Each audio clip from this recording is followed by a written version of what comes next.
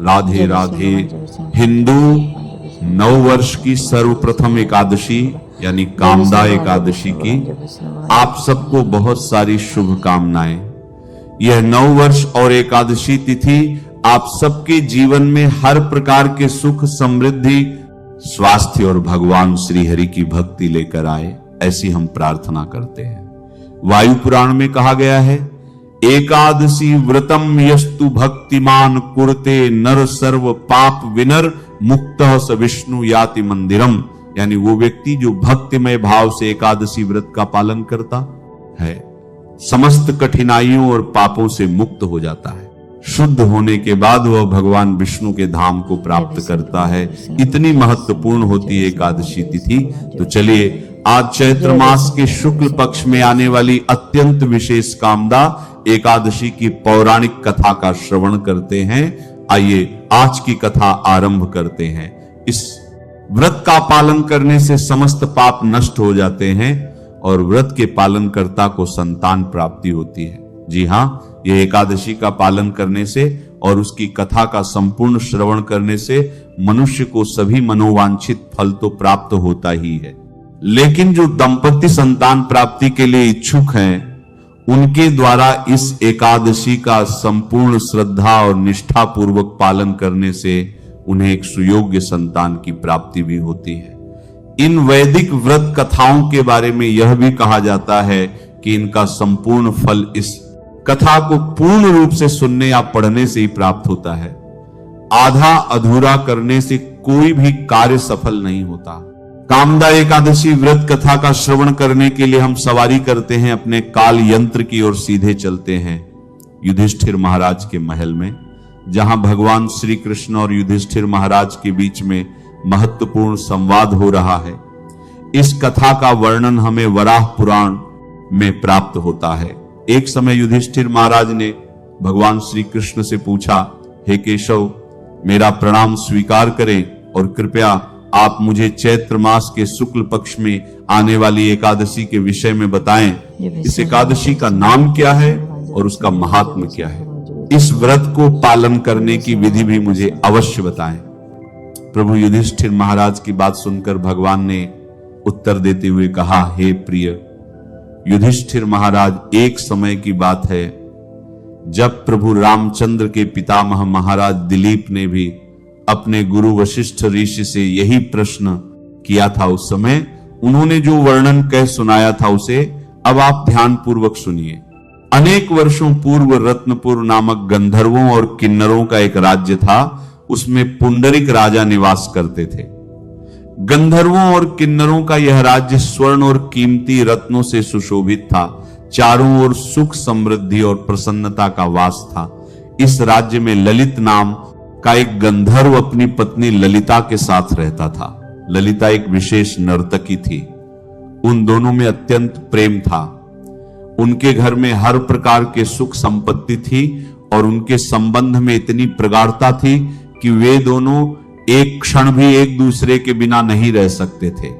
एक बार राजा पुंडरिक की सभा में सभी गंधर्वों द्वारा गायन और नृत्य का कार्यक्रम चल रहा था।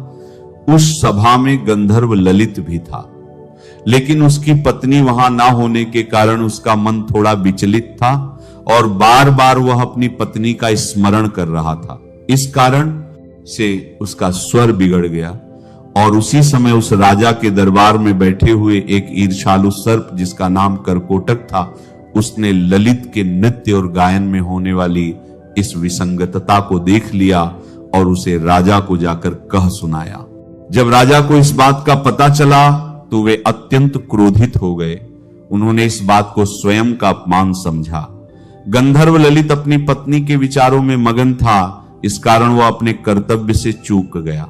इस बात पर क्रोधित हुए राजा ने ललित गंधर्व को श्राप देते हुए कहा, हे मूर्ख, अपनी स्त्री प्रति कामासक्ति के कारण तुमने नृत्य सभा में विसंगति का निर्माण किया है, इसलिए जाओ, मैं तुम्हें नरभक्षक बनने का श्राप देता हूं।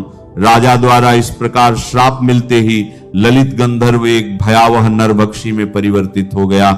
उसकी भुजाएं 8 मील लंबी थी, मुख एक विशाल गुफा जैसा था उसके नेत्र सूर्य और चंद्रमा की भांति भयावह थे, उसके नथनों पृथ्वी के विशाल गड्ढे के समान थे, उसकी गर्दन पर्वत जैसी और शरीर 64 मील ऊंचा था। इस प्रकार नरभक्षी के रूप में ललित गंधर्व यातना भुगतने लगा। उसकी पत्नी ललिता को जब इस बात का पता चला तो वह अपने पति के इस भयावह स्वरूप को देखकर शोकाकुल हो गई। अपने पतिव्रता धर्म को निभाते हुए अब ललिता भी अपने पति के साथ जंगलों में भटकने लगी।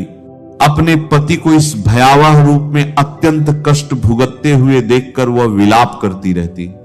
इस प्रकार वन में भटकते हुए एक बार ललिता ने ऋषि श्रृंगी का आश्रम देखा। वह तुरंत आश्रम में गई और वहां जाकर उसने ऋषि श्रृंगी को प्रणाम किया। ललिता को देखकर आशीर्वाद देते हुए ऋषि श्रृंगी ने उससे पूछा, हे देवी, तुम कौन हो? तुम्हारे पिता कौन है? और तुम इस प्रकार यहाँ इस जंगल में क्या कर रही हो? ऋषि के वचन सुनकर ललिता ने कहा, हे जय शिवर, मैं महान गंधर्व वृंदावन की पुत्री हूं। मेरे पति गंधर्व ललित को राजा पुंडरीक ने श्राप दिया हुआ है, जिसके कारण वे निर्भक्षी राक्षस बन गए हैं। उनका यह कष्ट देखकर मैं अत्यंत दुखी हूं। हे शिवर, कुछ ऐसा उपाय करें जिसके द्वारा मेरे पति को इस राक्षस योनि से मुक्ति मिल सके। ललिता की प्रार्थना सुनकर ऋषि श्रृंगी ने कहा, हे गंधर्व कन्या, आने वाले कुछ ही दिनों में चैत्र मास के शुक्ल पक्ष की कामदा एकादशी आने वाली है। तुम इस व्रत का श्रद्धा और कठोरता पूर्वक पालन करो और उससे प्राप्त पुण्य फल को अपने पति को अर्पित कर दो। इससे वे अपनी राक्षस योनि से मुक्त हो जाएंगे। यह व्रत समस्त इच्छाओं को पूर्ण करने वाला है। ऋषि के वचन सुनकर सांत्वना प्राप्त ललिता ने श्रद्धा और निष्ठा पूर्वक कामदा एकादशी व्रत का पालन किया। द्वादशी के दिन भगवान वासुदेव और ब्राह्मणों के समक्ष उसने कहा, हे प्रभु, मैंने अपने पति को इस भयावह श्राप से मुक्ति दिलाने हेतु इस व्रत का श्रद्धा और नियम पूर्वक कठोर पालन किया है। कृपया आप मुझे आशीर्वाद प्रदान करें कि इस व्रत के प्रभाव से मेरे पति श्राप मुक्त हो जाए। जैसे ही ललिता ने यह शब्द कहे उसी क्षण एक चमत्कार हुआ। नरभक्षी की योनि में रहे उसके पति ने उस योनि को त्याग कर फिर से गंधर्व का सुंदर शरीर पुनः धारण किया। उन दोनों ने भगवान को प्रार्थनाएं अर्पित की और व्रत का समापन किया और उसके बाद वे दोनों सुखपूर्वक अपने राज्य में वापस लौट गए। इस कथा का समापन करते हुए भगवान श्री कृष्ण ने कहा, हे युधिष्ठिर महाराज, यह व्रत इतना पवित्र है कि जो कोई भी व्यक्ति इस अद्भुत कथा का श्रवण भी करेगा वह ब्रह्म हत्या के पाप और आसुरी श्राप से भी मुक्त हो जाएगा। तीनों लोकों में समस्त जीवों के लिए इससे अधिक श्रेष्ठ दिन और कोई नहीं है। तो ये थी कामदा एकादशी के महात्म्य का वर्णन करती हुई पौराणिक कथा। अब हम देखते हैं कि इस एकादशी व्रत का पालन करने की व्रत विधि क्या है। सामान्यतया लोगों में यह मान्यता होती है कि एकादशी के दिन केवल उपवास करने का ही महत्व है, लेकिन ऐसा है नहीं। एकादशी वे भगवान श्री कृष्ण को अत्यंत प्रिय है और इस दिन एकादशी उपवास के साथ साथ भगवान के दिव्य नाम का उच्चारण करना अत्यंत महत्वपूर्ण है। अब आप सोच रहे होंगे कि भगवान के तो बहुत सारे नाम हैं, कौन से नाम का उच्चारण करें? तो कलयुग के अवतार भगवान श्री चैतन्य महाप्रभु ने हमारे लिए यह कार्य अत्यंत सरल बना दिया है। एकादशी के दिन आपको सिर्फ एक ही अत्यंत सरल मंत्र का उच्चारण करना है और ये महामंत्र है, हरे कृष्ण कृष्ण कृष्ण हरे, हरे हरे राम राम राम हरे हरे। यह मंत्र कलयुग के जीवों का उद्धार करने वाला है। इसलिए एकादशी के दिन इस महामंत्र की अधिक से अधिक माला का जप करना चाहिए। एकादशी के दिन किसी भी प्रकार का अन्न ग्रहण नहीं करना चाहिए, चाहे वह दाल हो, गेहूं हो, बाजरा हो, चावल या फिर कोई फलियां जैसी सब्जियां। प्रयास करें कि अपने साथ साथ अपने परिवारजनों को भी इस एकादशी व्रत का पालन करवाएं। यदि यह संभव ना हो तो कम से कम उन्हें एकादशी के दिन अन्न प्रसाद तो भोजन में ना ही दें। इसके विकल्प में आप स्वादिष्ट अनेक प्रकार के एकादशी प्रसाद या व्यंजन बना सकते हैं। उन्हें भगवान को भोग लगाकर परिवार के सदस्यों को दे सकते हैं। एकादशी के दिन प्रयास करें कि प्रातः ब्रह्म मुहूर्त में उठ जाएं, तुलसी देवी को जल अर्पित करें और उनकी 4 बार प्रदक्षिणा करें। घर में आप संध्या के समय कीर्तन भी कर सकते हैं। इस प्रकार एकादशी के दिन संपूर्ण समय हरि भजन और भगवान के महामंत्र का नाम उच्चारण करने में व्यतीत करें और दूसरे दिन प्रातः पारण के समय पर किसी भी अन्न प्रसाद के साथ आप एकादशी व्रत का पारण कर सकते हैं। पारण से पूर्व ब्राह्मणों या वैष्णवों को दान दे सकते हैं। एकादशी के अगले दिन यानी द्वादशी पर निर्धारित समय पर ही पारण करने का विशेष महत्व है। व्रत आखिर किस दिन रखा जाए, सही तिथि कौन सी मानी जाएगी और व्रत का पारण कब करना चाहिए, इसी उलझन का पूरा सच अब सामने आने वाला है। धार्मिक मान्यताओं के अनुसार जब एकादशी तिथि का आगमन होता है तो तिथियों के घट बढ़ के कारण कभी कभी असमंजस होता है। ऐसे में हम आपके लिए हर बार की तरह इस बार भी वैदिक दृक पंचांग समेत अन्य सभी पंचांगों से सही तिथि निकाल कर लाए हैं, जिससे आप ये जान पाएं कि आपको कामदा एकादशी का व्रत किस दिन रखना है। साथ ही जानेंगे व्रत कब और कैसे रखें, व्रत के दौरान किन नियमों का पालन आपको करना है। वहीं जिन भी भक्तों को जीवन में सुख, समृद्धि और अटके हुए कार्यों की सिद्धि की कामना है, उनके लिए भी हम बेहद ही खास उपाय लेकर आए हैं। इसके अलावा चैत्र के इस महीने की शुक्ल पक्ष की एकादशी के दिन किन चीजों को खाना है और कौन सी चीजें भूलकर भी आपको इस दिन नहीं खानी है। साथ ही हम जानेंगे कि इस दिन आपको किन कार्यों को जरूर करना चाहिए और कौन से ऐसे कार्य हैं जो इस दिन आपको भूलकर भी नहीं करने चाहिए। वैसे तो हिंदू पंचांग के अनुसार हर माह में 2 एकादशी तिथि आती है, एक कृष्ण पक्ष की और एक शुक्ल पक्ष की। पर चैत्र माह के शुक्ल पक्ष में पड़ने वाली इस कामदा एकादशी का महत्व शास्त्रों में बहुत अद्भुत बताया गया है। जैसा कि नाम से ही स्पष्ट है, यह कामदा यानी सभी कामनाओं को पूर्ण करने वाली एकादशी है। वराह पुराण के अनुसार कामदा एकादशी का व्रत करने से व्यक्ति को वाजपेय यज्ञ के बराबर फल प्राप्त होता है और उसके समस्त पाप चाहे वह कितने भी पुराने क्यों ना हो नष्ट हो जाते हैं। जो भी इस व्रत को श्रद्धा पूर्वक करता है उसे साक्षात भगवान विष्णु का आशीर्वाद मिलता है, चाहे वह कोई मानसिक चिंताएं हो या जीवन की बड़ी बाधाएं। इस एकादशी को अत्यंत फलदायिनी और कष्ट निवारक माना जाता है। शास्त्रीय मान्यता है कि जो भी व्यक्ति इस कामदा एकादशी के व्रत को रख लेता है उसे अंत समय में सीधे भगवान के धाम यानी कि वैकुंठ की प्राप्ति होती है। इस व्रत की विशेषता बताते हुए कहा गया है कि यदि कोई व्यक्ति किसी कारणवश व्रत नहीं भी रख सकता है, फिर भी यदि वह भगवान श्री हरि की सच्चे मन से आराधना करता है एवं शास्त्रों में बताया गया सिर्फ यह एक उपाय कर लेता है, तो उसे भगवान श्रीमन नारायण एवं माता लक्ष्मी जी का अद्भुत आशीर्वाद प्राप्त होगा। शास्त्र अनुसार चैत्र माह के शुक्ल पक्ष की कामदा एकादशी भगवान श्रीमन नारायण को प्रसन्न करने की सबसे उत्तम तिथि है। इस बार यह एकादशी और भी खास है क्योंकि यह रविवार के दिन पड़ रही है, जिसे भगवान सूर्य और श्री हरि की कृपा का शुभ संयोग माना जाता है। इस दिन जो भी मनुष्य भगवान श्री हरि विष्णु जी की पूजा आराधना करता है और पीले पुष्प या फलों का दान करता है, उसे संपूर्ण एकादशी के फल की प्राप्ति हो जाएगी। एकादशी के नियमों की बात करें तो आहार और आचरण में संयम अत्यंत आवश्यक है। धर्म ग्रंथों में स्पष्ट रूप से बताया गया है कि एकादशी तिथि भगवान श्री हरि विष्णु को समर्पित व्रत तिथि है। पद्म पुराण तथा स्कंद पुराण में एकादशी के दिन चावल के सेवन को महापाप बताया गया है। शास्त्रीय मान्यता है कि एकादशी के दिन चावल में पाप तत्व का वास होता है, इसलिए चावल या चावल से बना कोई भी पदार्थ इस दिन ग्रहण नहीं किया जाता, चाहे आप व्रत रहें या न रहें। कामदा एकादशी के दिन घर में चावल न बनाएं। कामदा एकादशी का मूल तत्व पवित्रता और संकल्प की शक्ति है। इस एकादशी में भगवान विष्णु को पीले फूल और तुलसी दल अर्पित करना अत्यंत पुण्यदायक माना गया है।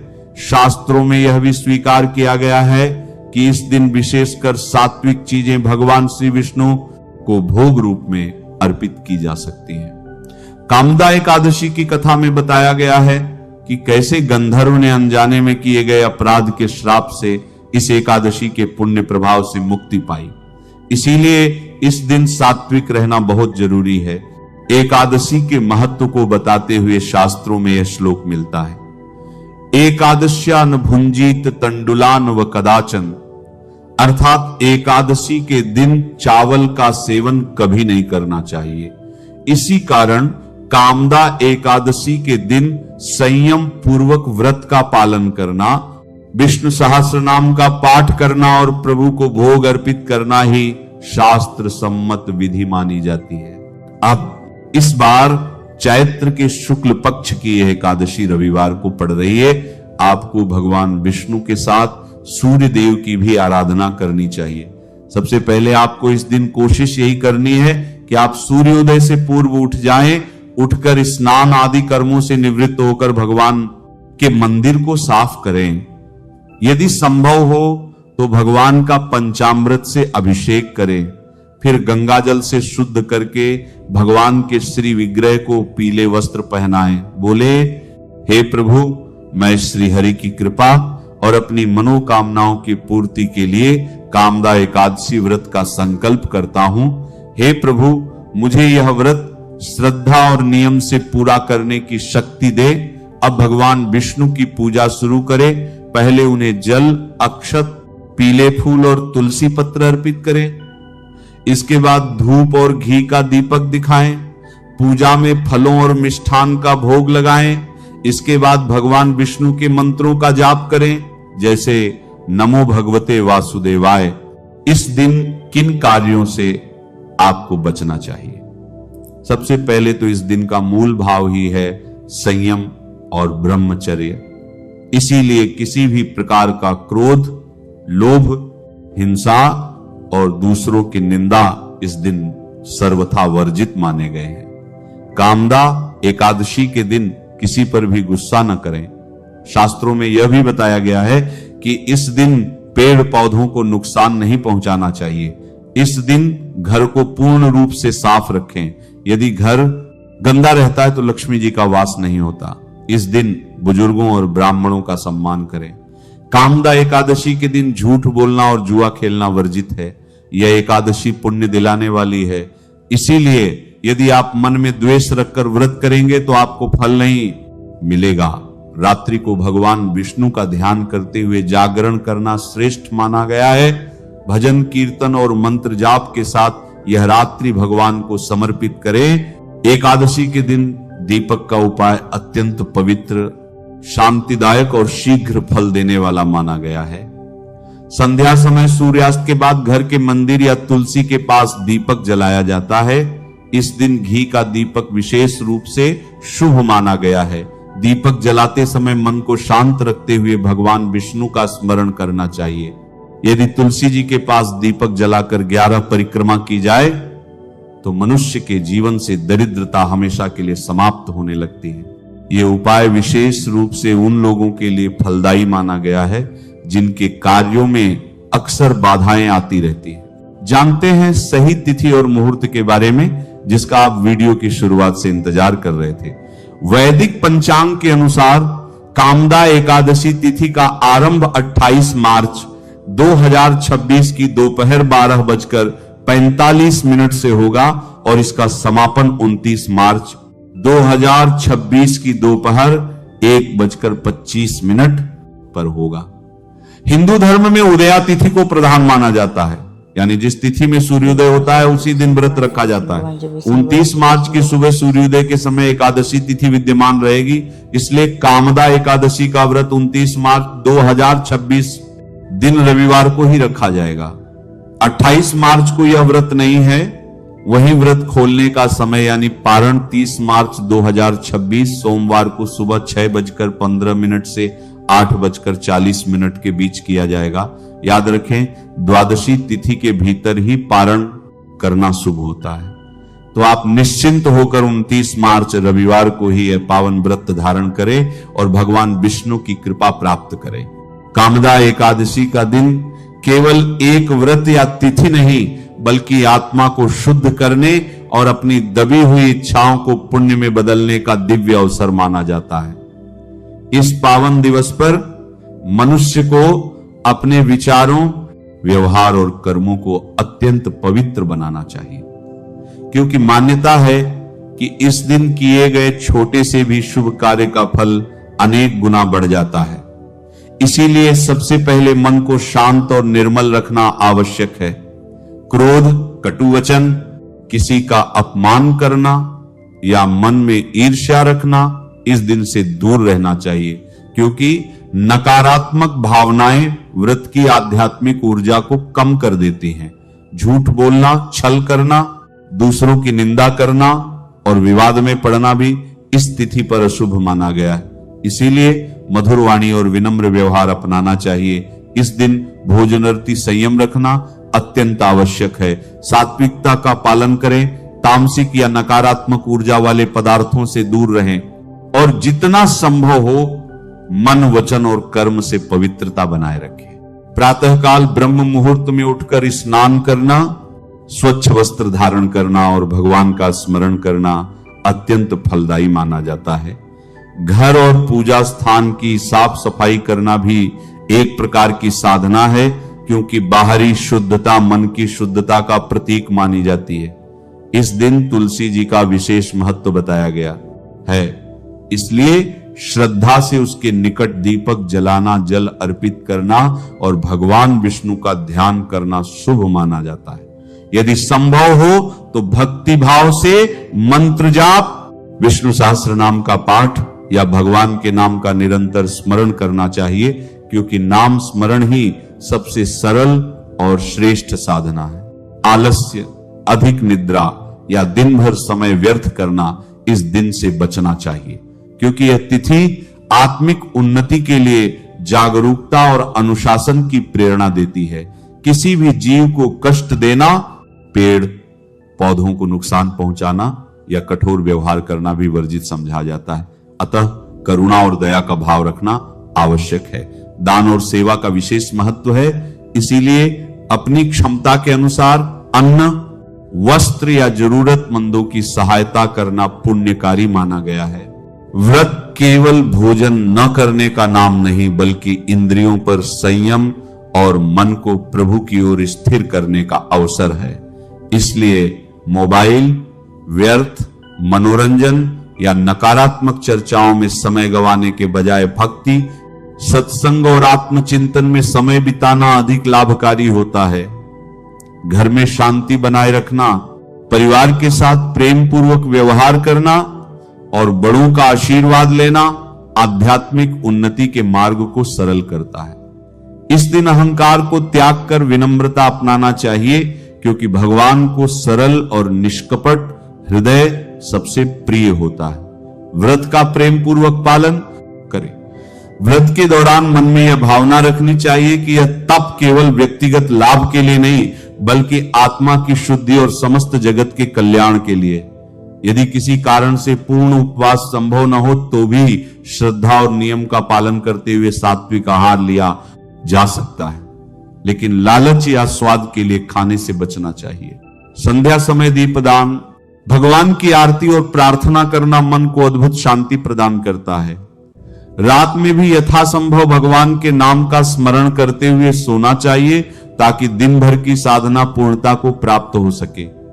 कामदा एकादशी हमें यह सिखाती है कि सच्ची पूजा बाहरी आडंबर से अधिक अंतःकरण की पवित्रता में है।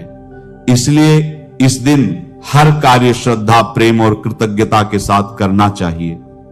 जब मनुष्य इस तिथि पर अपने विचारों को सकारात्मक रखता है, दूसरों के प्रति दया का भाव रखता है और भगवान की भक्ति में मन लगाता है, तभी व्रत का वास्तविक फल प्राप्त होता है।